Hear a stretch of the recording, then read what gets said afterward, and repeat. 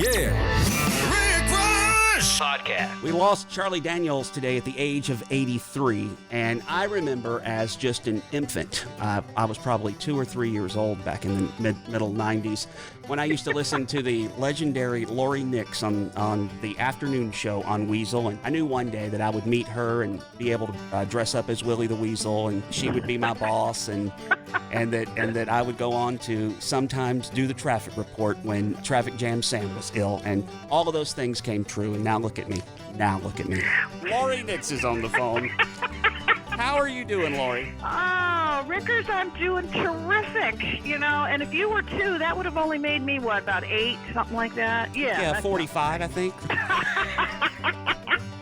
Anyway, yeah, Laurie Nix on the phone, one of my heroes, and I was digging through the archives here, Laurie, and I found a picture of Charlie Daniels. It looks like it was circa mid-90s. That was, if I'm remembering correctly, the fairgrounds. Yeah. Remember, WEZL used to host a bunch of shows out there, and Charlie was one of the headliners and just the nicest man and so talented.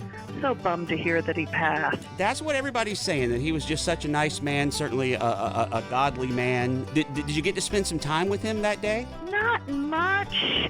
It was always sort of a quick meet and greet because, it was that outdoor venue, so one artist would get off and the other artist would get on.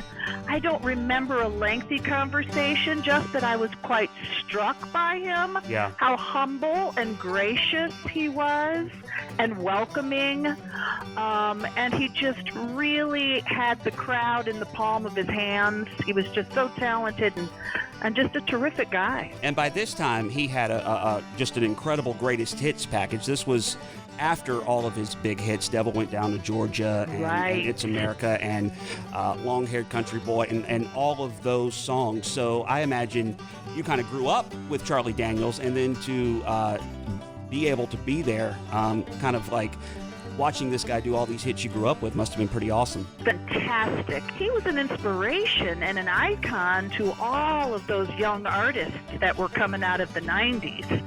And me too. I was starstruck. It was such an honor to meet him and just, get him to sign my boob, Rick.